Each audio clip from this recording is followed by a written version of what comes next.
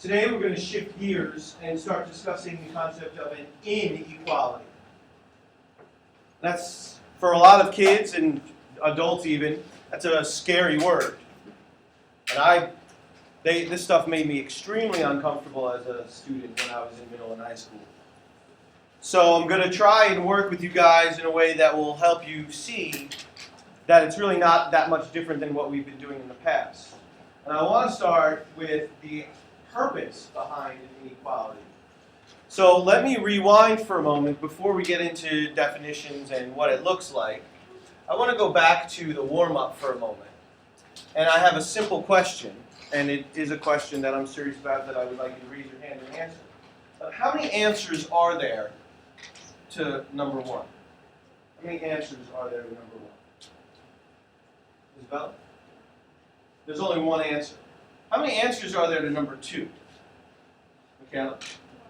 1. So what happened, or should have happened for most of you, is you read the question, maybe you wrote an equation, maybe you did something else, and you found one answer. But what if I told you for question number 1 there was actually 10 answers? 10 different answers.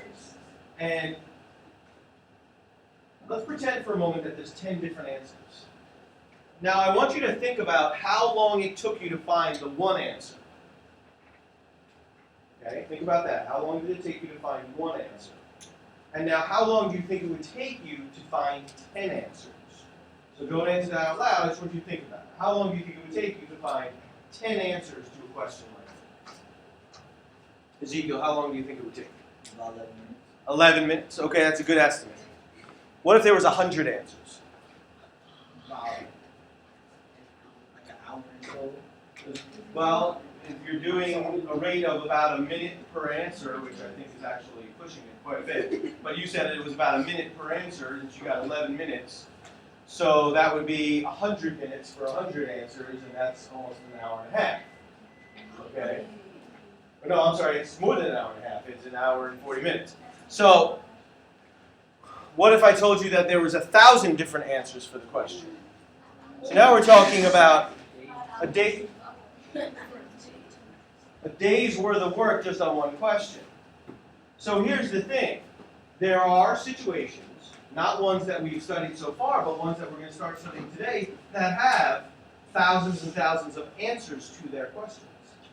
But we don't have to sit here and list all of the answers. Because would you want to sit here and find 1,000 different answers? No, because as Ezekiel pointed out, that would take hours or days. So we have come up in our society with methods to demonstrate all of the answers without having to write them all down. Okay? So, what am I talking about? An inequality is a math sentence, which is the same thing as an equation, but instead of using an equal sign, we use one of these inequality symbols. Less than, greater than, less than or equal to, or greater than or equal to. Now, I am proceeding through today's lesson with the assumption that you have seen these before and are pretty familiar with them. So I'm assuming that you already know what they are supposed to be. But then we're going to take that and we're going to build on it. So, here are the same symbols, and here's what they are in words. So this symbol, you would say, is less than. This symbol, you would say, is greater than. If we have a symbol like this one or this one that has a bar underneath it, we say the same thing we said before, but then we add on or equal to. So if we have this, then we have or equal to. If we have this, then we have or equal to. So that's a significant difference.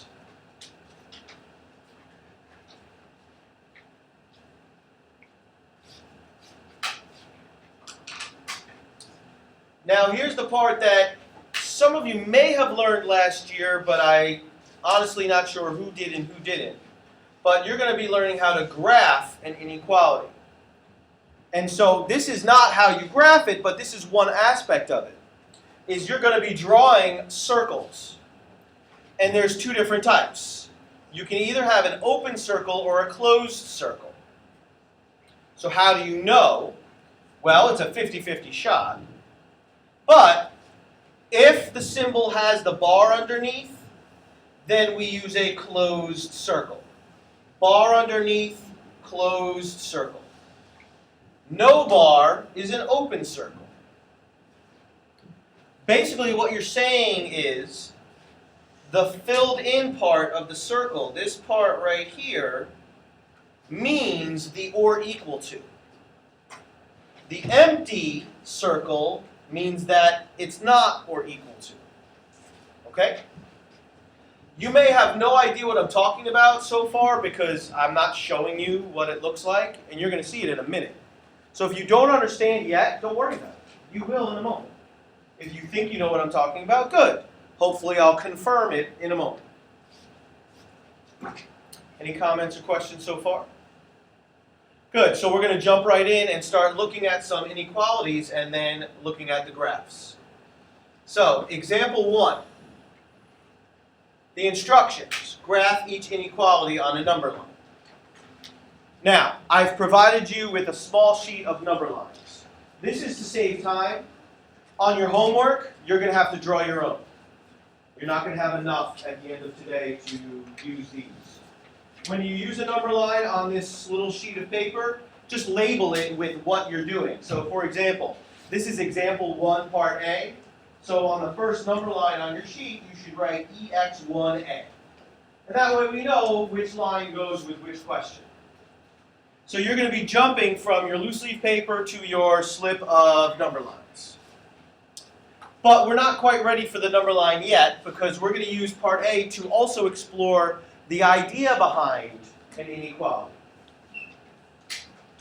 3 minutes ago, we talked about the fact that the warm-up questions, the warm-up questions each had one answer.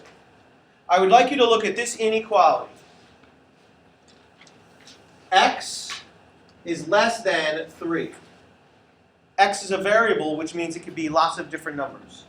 I would like you to think about it, and I would like you to raise your hand and give me a solution to this inequality. In other words, give me a number that makes it true. Okay? Valerie, then we'll go to Michaela, then Paige, then Gloria. Valerie, give me 1. 1. So let's see if she's right. Okay? 1 is less than 3. Is that a true statement? Give me a thumbs up if you think that's a true statement. Good, so put your thumbs down. So that is one of the solutions. So we got one of them. 1 is a solution. Okay, Michaela, give me another one. Say it again. 2. Let's test it. 2 is less than 3.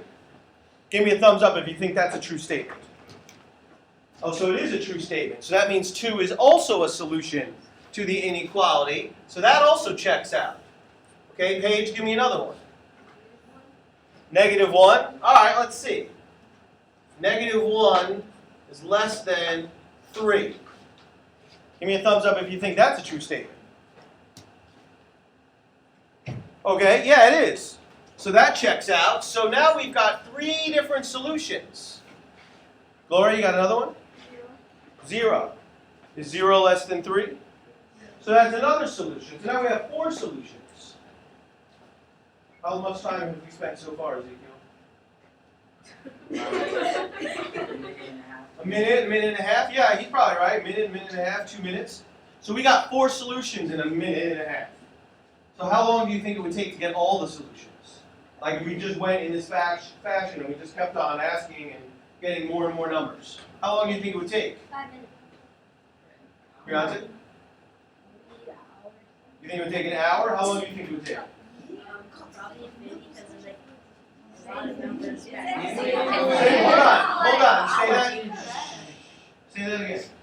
Infinity time. Yeah, it would take infinite time because you would never stop. Because we will never run out of answers. But now let me shift it for a second. Can someone give me a number that's not a solution? Give me something that's not a solution. Alex? 100? Let's test it out. Let's test it out. 100 is less than 3. Is that a true statement? Give me a thumbs up if that's a true statement. What? Okay. A little strange that the person who volunteered it also contradicted himself, but so no, 100 is not a solution. So we do have infinite solutions, but there are numbers that won't work. So that's the purpose of an inequality. Because if I asked you to sit here and list me all the answers you could find, you would never stop. And who wants to sit here for hours and hours listing solutions over and over again? So we don't. Nobody wants to. Adults, kids, nobody wants to. So instead, we came up with a way of showing all the solutions without having to write all the solutions. And that's the purpose of a graph. A graph shows all the solutions without having to write all the solutions. So now, everyone find the first number line. And now I'm going to teach you how to actually write it out. And there's a lot of different approaches you can take, but we, one way or another, have to put this number somewhere on the number line. One method is to start with a 0. So you can put a 0 right in the middle. But you can actually put the 0 anywhere you want. You can put the 0 all the way over here. You can put the 0 here. You can put the 0 all the way over here. It kind of depends on what you have to graph, and it kind of depends on your preference. But for the moment, let's put the 0 right there. Where you put the 0 is not important. The more important thing is what you write next to it. So, if that's a 0, what is this right here? Selena? That's a 1. So that's a 1. What's this right here? Rashida? -1. So as long as you can write that and then expand on it a little bit, then it doesn't matter where your 0 is. Because watch this. Is this any different than if I put it, what if I put it right there? Isn't that the same thing? Yes. Because these arrows are telling us that this is going to go on and on forever to the left, and this arrow means it's going on and on forever to the right. So it actually doesn't matter where you start. It's a never-ending number line. For the purposes of this one, we're going to leave it in the middle.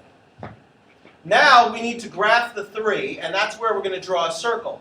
Which type of circle do we need? An open circle or a closed circle? Open or closed? Chanel? Open. Very good. Because there's no bar underneath, we need an open circle right on top of the 3. And what that means is 3 is not one of the solutions. But on one side of the 3 is going to be the beginning of all the solutions. So now we have to decide where to shade. And we're going to shade either all the way to the left or all the way to the right. Meaning we're going to shade all of this or all of this. So you could say left or right. Which way do you think we're going to shade? Which way do you think?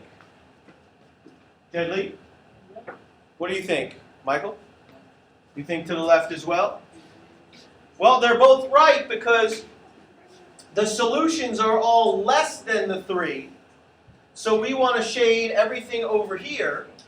Now, you can use your colored pen if you'd like. You can just shade with your pencil a little bit darker. It's up to you to decide how to make the line look a little bit darker. But we're going to shade everything to the left. And then you're also going to add an arrow on the end because that indicates that it goes on and on forever.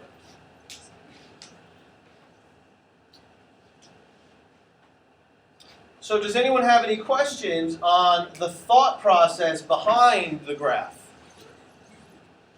because this now shows us that all of these numbers make this a true statement. And we proved that here. And then what Garion said was pretty profound, that since this goes on forever, negative 1,000 is a solution, a negative 1,000,000 is a solution, and negative 1,000,000,000,000 is a solution. And we could go on and on and on forever.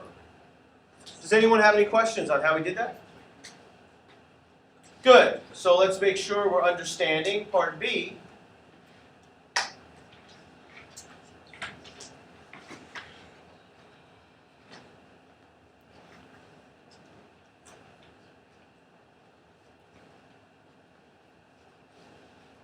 Now here's another approach to graphing. And I think this is the simplest way to graph. Whatever number you have here, put in the middle of the graph. It doesn't have to be the exact middle, but put it wherever the middle is, put that number there.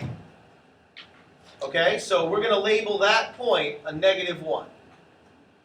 So that'll be -1, which means this is my 0, that's my 1, that's a 2, and that's a -2.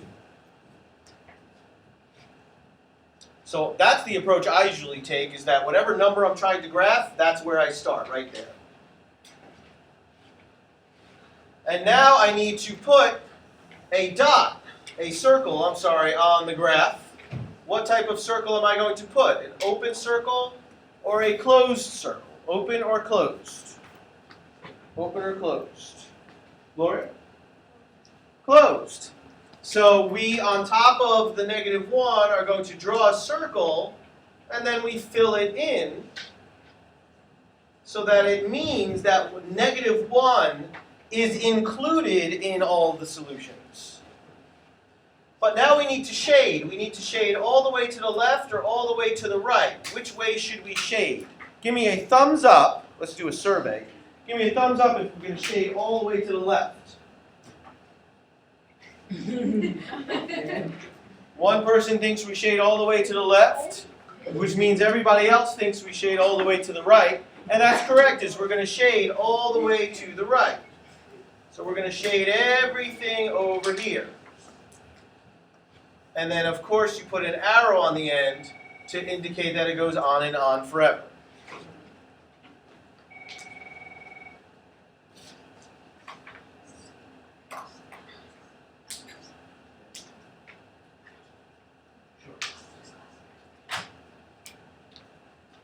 Does anyone have any questions about how we graph an inequality? Comments or questions? Okay, so now we're going to expand on the idea. And now we want to be able to not only graph an inequality, but we want to be able to write one to describe a scenario.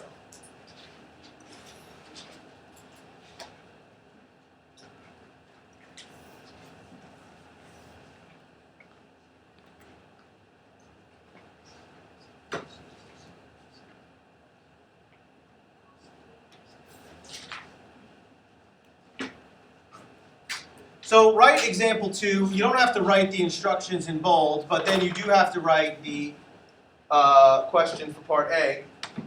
You guys know my rule. Checkpoints you don't have to copy, but examples you do.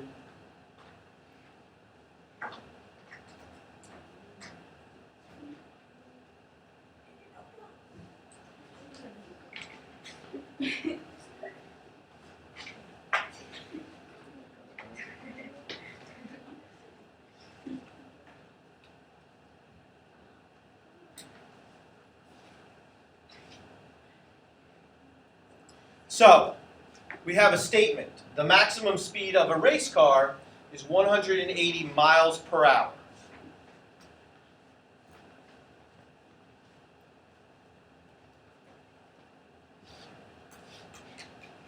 So I have a few questions. Can I drive exactly 180 miles an hour in this race car? So raise your hand and tell me. It's a yes or no question. Paige? Okay. Can I drive 170 miles an hour? Yes. Can I drive 200 miles an hour? Can I drive 50 miles an hour? Jeanette?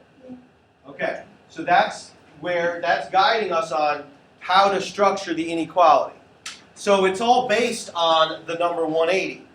So we know that we're going to use 180. But we also want to represent all the speeds that we are allowed to travel. I just gave you a few examples, and then one example that we cannot travel. So we need a variable. The variable represents all the different speeds. So we're going to have, I'll use s, because s for speed, but you can use any variable, n, x, doesn't really matter. But now we need to fill in the symbol that's going to go in between them. And it's sometimes hard to tell what symbol should go there, or in other words, which way the arrow should point. So I have a little test that I do for myself, because as I said at the beginning of the lesson, that inequalities still confuse me. So here's how I look at things, and I think it might help you. I think of these two words. I think of the word minimum and maximum. Minimum is the smallest, maximum is the biggest, and the arrow always points to the minimum, and the open side is always facing the maximum. So all you have to do is figure out which of these things is the maximum, and then you'll know which way the arrow goes. So, or you can say maximum, minimum, and then it goes the other way. Then, of course, we'll decide whether or not there should be a bar underneath, but don't worry about that yet. So, the S and the 180, one of those is the maximum. Which one is the maximum? Is the S the maximum, or is the 180 the maximum? Chris? Yeah, this one is kind of simple because it says the maximum speed is 180. So that tells us that this is the way the symbol should be. So that's part of the interpretation. But now we have to decide whether or not there should be a bar underneath.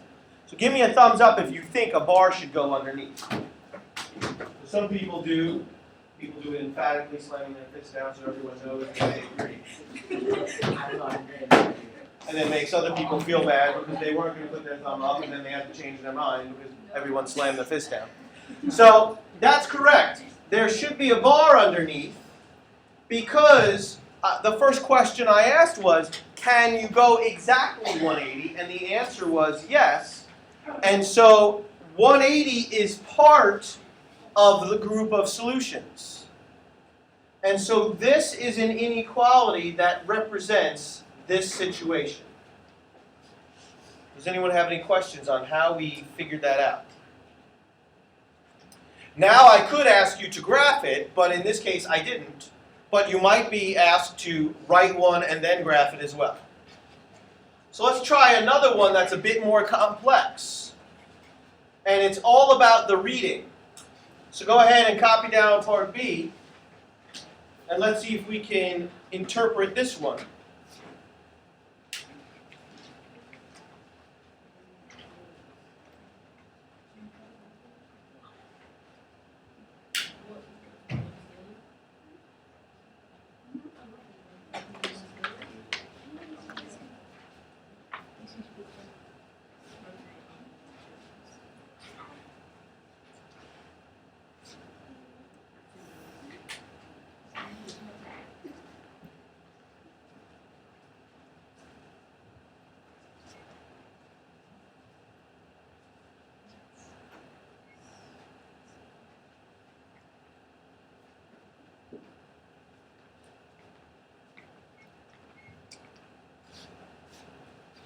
So this is a very bright group of students. You've already seen one example. So hopefully the first part of it jumps right out at you. That we have a variable given to us already, a letter P, and then we've got a number. So the question is, how does the letter relate to the number?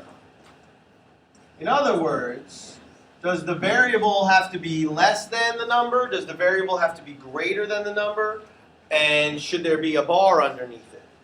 And again, it comes down to the concept of minimum and maximum.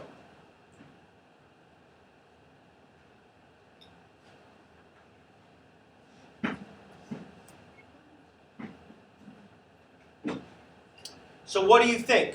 There's a word or a phrase in the question or in the statement that tells us? What's the word or phrase that's going to tell us which way it's going to go? Got 5 people who see it, 6 people, 7 people who see it. Nidesh? Yeah. The word lowest is going to tell us which way the arrow should go. Now, could someone translate the word lowest into the word minimum or maximum? The word lowest, does that equate to minimum or does that equate to maximum? Mia? Minimum.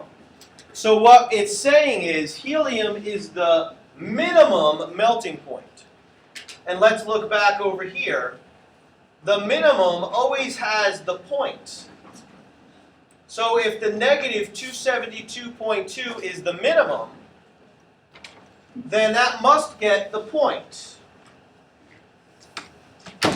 Now the final question is, should we put a bar? Give me a thumbs up if you think we should put a bar.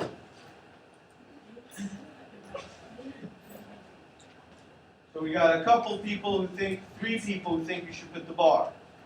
This time we didn't have people slamming their fists down. My thumbs up people are correct. There should be a bar. Because the question, it should have been clear to you because it says helium is the lowest melting point, which is exactly negative 272.2. So in other words, is there an element that melts at negative 272.2? Yes, helium melts at that exact point. So yes, there has to be a bar underneath. If you're still confused about when to put a bar and when not to, keep this in mind. We've only done 2 examples. So you'll get used to it after we do more examples. Is it helium and air that goes in the balloons? How do you make air? Well, it's a more complex science concept that I'm able to explain.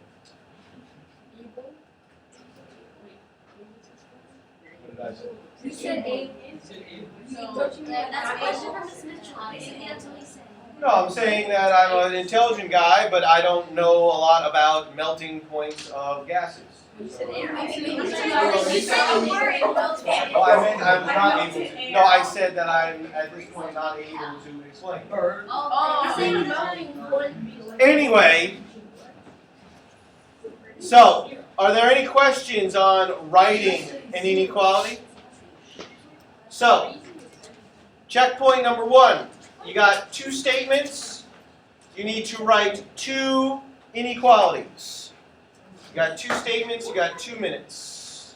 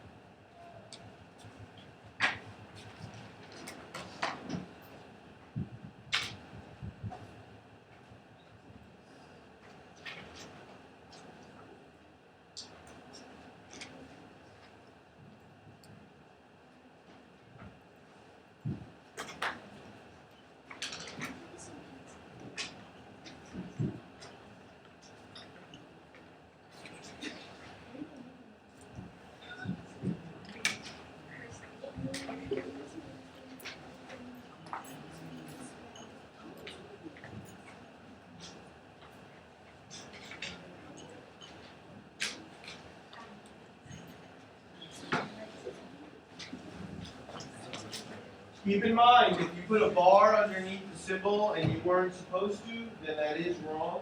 And if you don't put a bar underneath and you were supposed to, then that is also wrong. So just having the arrow facing the right direction is not good enough. The bar underneath matters.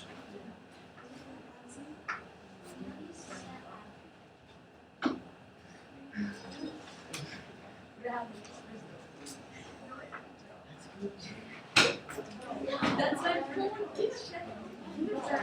point.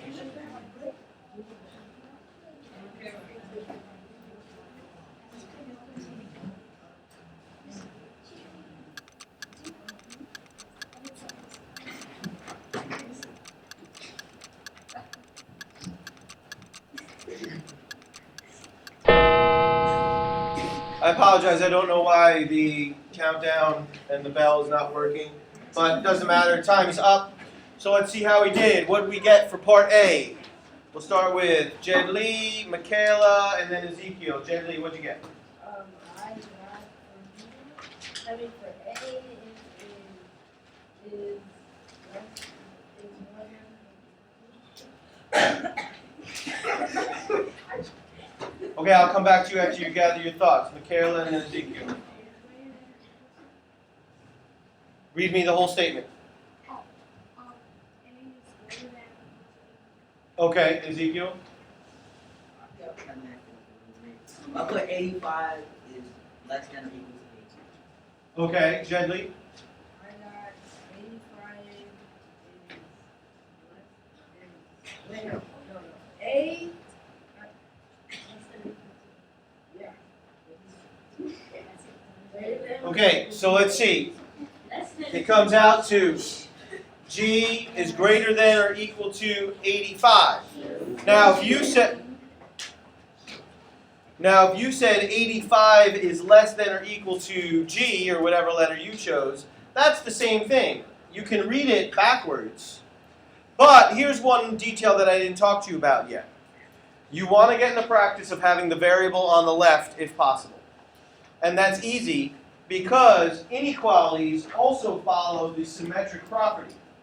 So in an equation, you can flip the entire left side and the entire right side can be flipped around. You can do the same thing with an inequality, however, the symbol flips with it. So if I want to flip this around, then the 85 can go over here and the G can come over here, but the symbol flips. So really, I'm taking this entire thing and flipping it around. And so here's what it could look like. 85 is less than or equal to G. But this is what we really want to do. That is what I'm really looking for. What about part B? What did we get for part B? We'll start with Gloria, Kevon, and then Janae.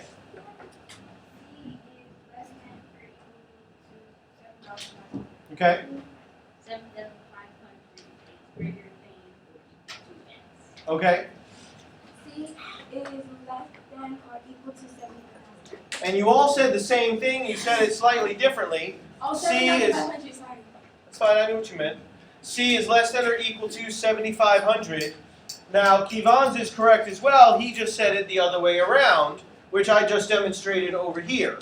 But Kevon, moving forward, is going to start getting in the practice of putting the variable on the left because this is really what we want. So give me a thumbs up if you got both of them correct.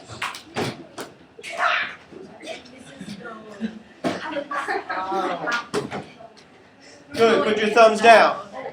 So, now, our third goal of the day.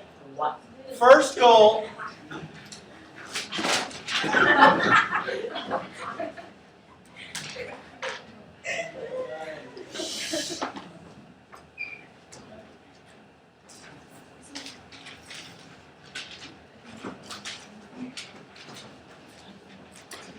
First goal was being able to graph. Second goal was being able to take a situation and write an inequality to describe it. Those are the first two goals. Third goal, to be able to solve an inequality. The good news is you already know how to do it. It is no different than solving an equation.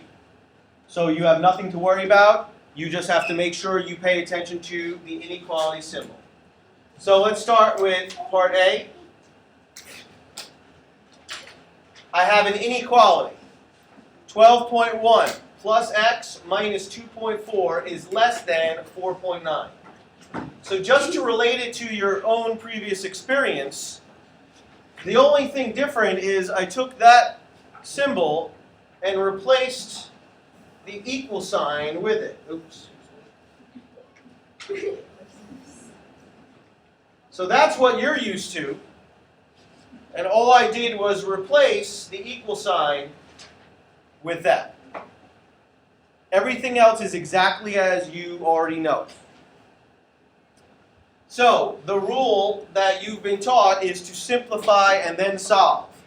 So we always simplify everything we need to simplify, and then we solve the equation. So we start on the left, simplify everything, go to the right, simplify everything, and then we follow the rules about solving an equation. So what should we do first for this one? I should see every single hand up since everybody knows. We'll start with Gary, and what should we do first? Combine like terms. Good. What are the like terms? 12.1 and -2.4. Very good. 12.1 and negative 2.4. Combine like terms. You shouldn't have to use a calculator, but if you need to, go ahead. And what do we get when we combine those two terms?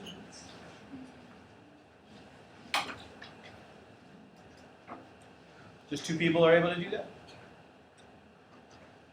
3 people, 4 people, 5 people? Ezekiel?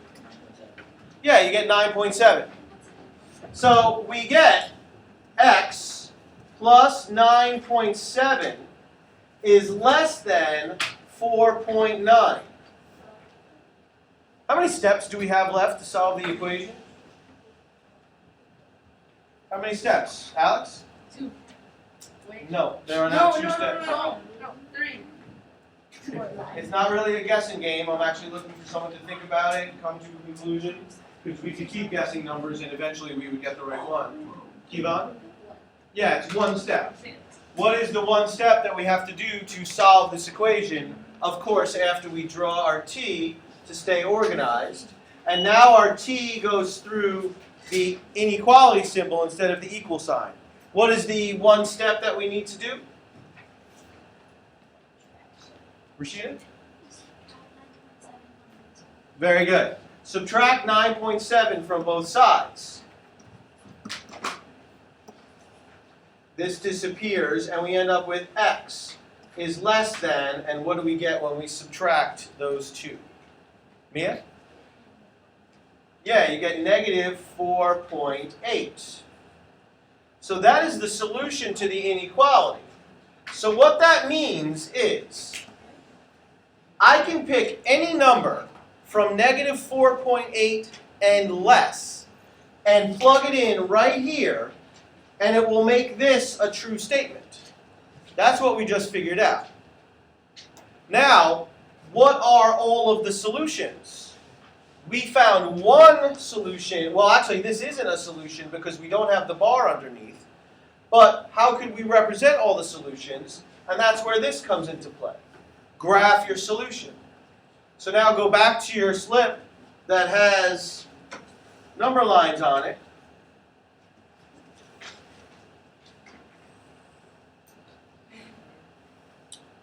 And I'm going to use my number line here. And now when you're graphing a decimal, it's very simple. We follow the same idea we followed before. Whatever the number is, put that right in the middle. It doesn't have to be the exact middle, but somewhere near the middle.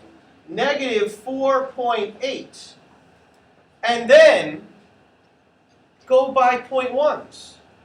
You don't have to go by ones or anything like that. But the interval has to be the same each time.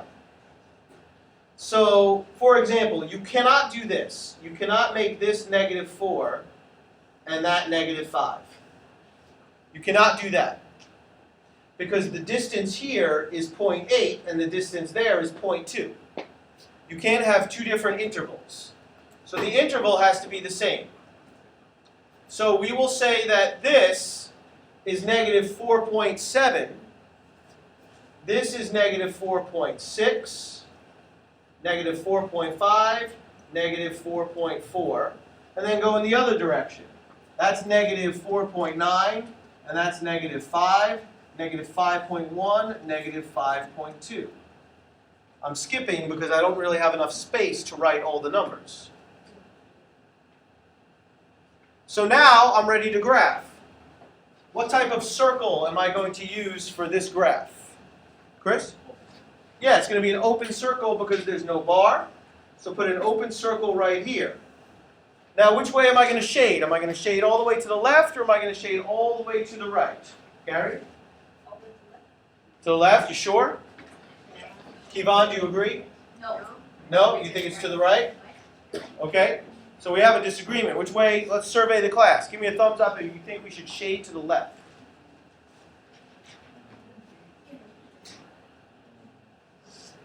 Okay, give me a thumbs up if you think we should shade to the right. Okay, we have some people who are not sure. Does anyone know an easy way to tell? One of your teachers might have taught you a little trick in the past. Chanel?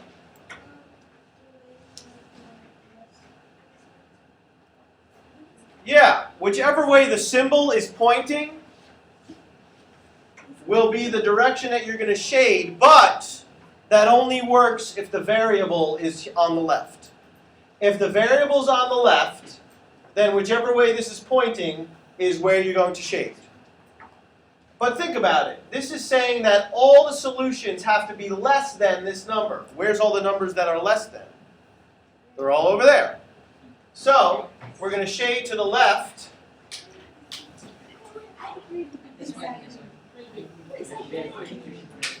And then we're going to draw an arrow on the end to indicate that it goes on forever and ever. So, does anyone have any questions on how we solved and then how we graphed the solution? Any questions about how we solved and how we graphed? Okay, let's make sure we're understanding. Part B, k plus 12 is less than -4.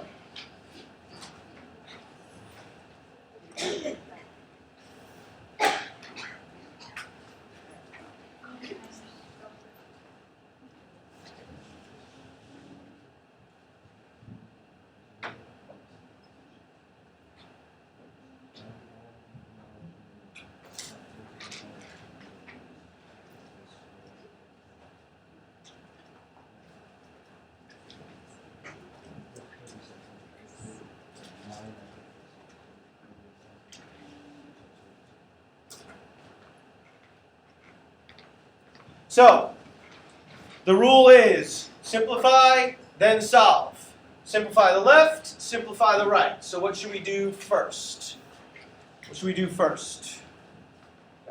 5 light bulbs, 6 light bulbs, 7 light bulbs. Briante? Go ahead, what are they? Well, you can't add things that are not on the same side. So you have to look at the left, and then you have to look at the right. You can't add these because they're not on the same side. So what do you think, Isabella? Yeah, there's nothing to simplify. It was sort of a trick question. There's nothing to simplify, so we're ready to draw our T and just start solving. So I'm sorry, I didn't mean to trick you, Briante. So now what's the first step in solving? Caesar? You subtract 12 from both sides of the Very good. Subtract 12 from both sides. He said that perfectly. That cancels out. We get k equals what? I'm sorry, not k equals. I made a mistake. I went too fast. K is less than what? Mike? -16. Very good. So that is our solution. Or I should say that represents all the solutions. Any number that's less than -16 will make that a true statement. But now let's represent that on a graph. So pick your next number line.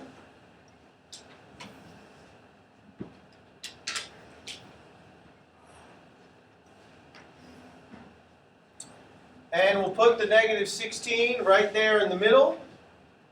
-16, -15, -14, -13, -12, -17, -18.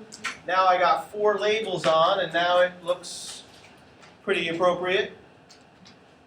And now I need to put a circle on the -16. Which type of circle will we use? The open or the closed? The open or closed? Okay? Open. There's no bar here, so that's an open circle. And now we were a little confused last time. Let's see if we're still having trouble. Let's do a survey. Give me a thumbs up if you think we're going to shade to the right. Okay, we got 1, 2 people think we shade to the right. Okay, give me a thumbs up if we're going to shade to the left. Okay, we got a lot of people who think we're going to shade to the left. Yes, we're going to shade to the left. Because this is saying the solutions are all less than this number. So here's the number. Now we have to shade in all the numbers less than that. Or we can use Chanel's shortcut, which is that whichever way the arrow is pointing, here is the way we're going to shade.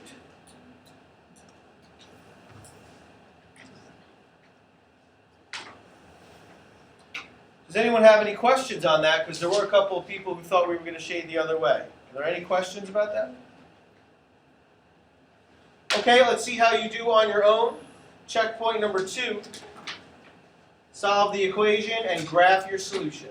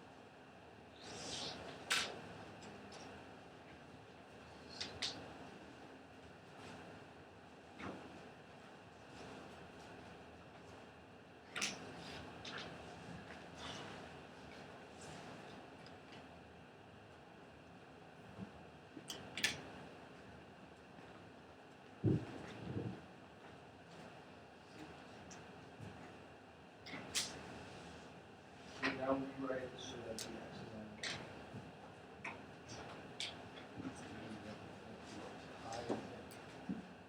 That flips, and that.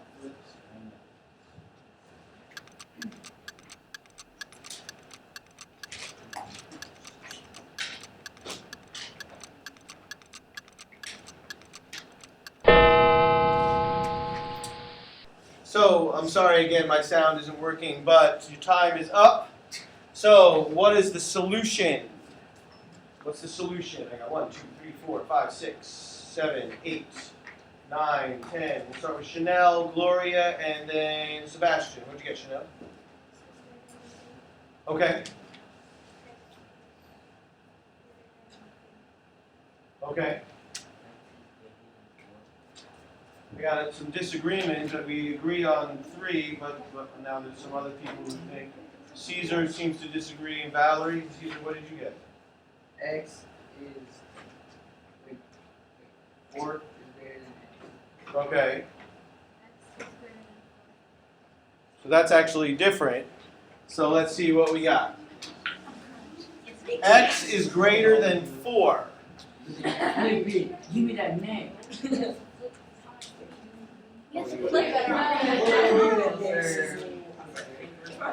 And here's what your graph should have looked like.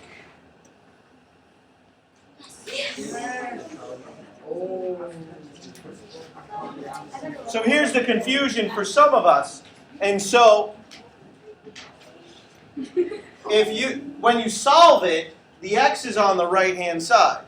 So when you solve it, you actually get this.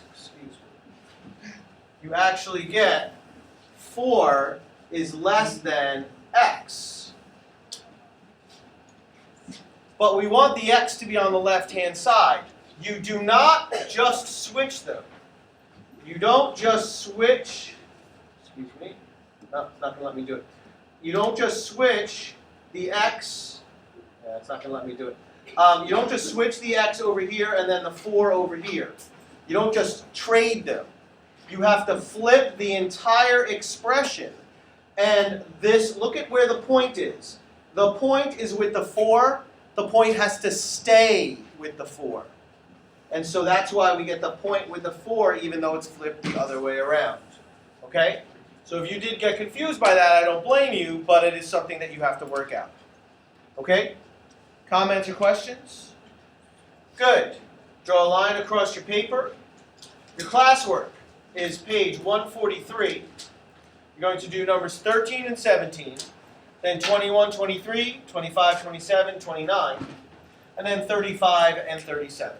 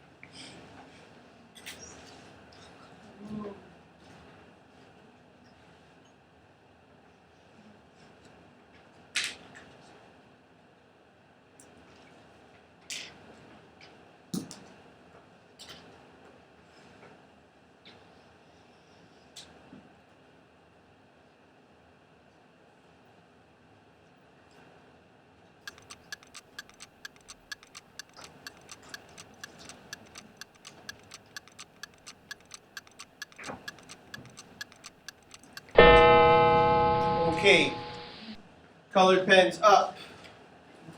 I'm going to reveal the answers. I am not going to reveal the graphs. These are going to be the inequalities. So check your inequalities first. Here we go. Number 13, S is less than or equal to 55. Number 17, X is greater than -1. 21 and 23. Number 21 is X is less than 1. Number 23, I'll accept it either way. However, this is the best way to write it.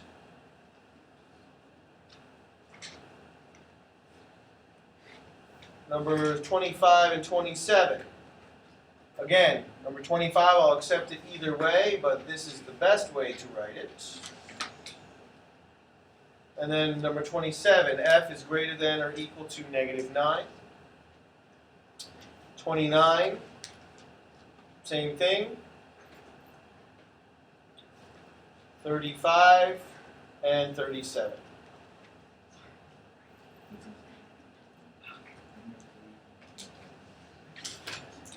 Now, as far as graphing,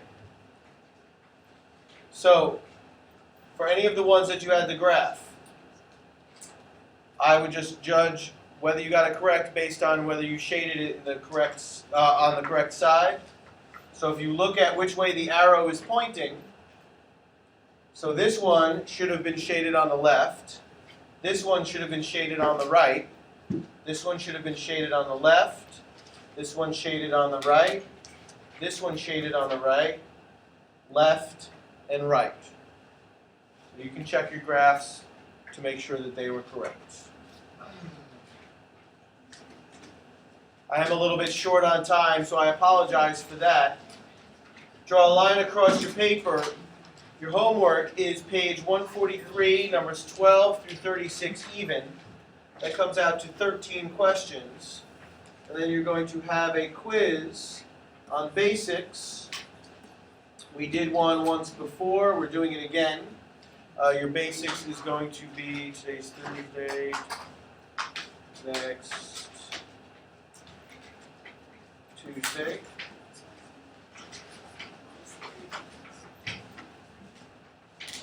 Basics quiz. can include anything relating to divisibility rules, integer rules, order of operations, any tricks that you have learned over the course of the year, such as keep, change, change,